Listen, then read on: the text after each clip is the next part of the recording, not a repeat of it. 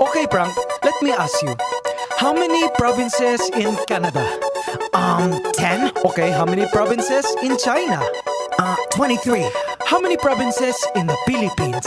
I don't know. How many? Believe it or not, 81. Abra, Kalinga, Aurora, Laguna, Maguindanao, Ifugao, Isabela, Aklan and Basilan, Sulu, Biliran, Leyte, Cagayan, Bulacan and Palawan, Batanes, Batangas, Bohol, Guimaras, Agusan del Norte, Agusan del Sur, Capiz, Cavite, Bataan, Masbate, Ilocos Norte, Ilocos Sur, Tadlac, Tawi-Tawi, Cebu, Sarangani, Camarines Norte, Sorsogon, Compostela Valley, Quezon, Zambales, Camarines Sur and Bukidnon, Zamboanga, Sibugay and Del Sur, Albay, Zamboanga del Norte din. There's Pampanga, Nueva Ecija, Nueva Vizcaya and Camiguin. These are the Philippine provinces. Every Pinoy in the world comes from one of them. Mabuhay! These are the Philippine provinces. In our 7,107 islands. Davao Oriental and Occidental, Davao del Sur, Davao del Norte, Negros Oriental and Occidental, Siquijor Mountain, Southern Leyte, South Cotabato, Catanduanes, Sultan Kudarat, Pangasinan, Misamis Oriental, Iloilo, Nogon Samar and the Eastern one, Surigao del Norte and del Sur, Misamis Occidental, Samar, Lanao del Norte and del Sur, Oriental Mindoro and Rizal, Benguet Antique and Marinduque, Dinagat Islands, then Romblon, Quirino Apayao and Cotabato, Occidental Mindoro, La Union.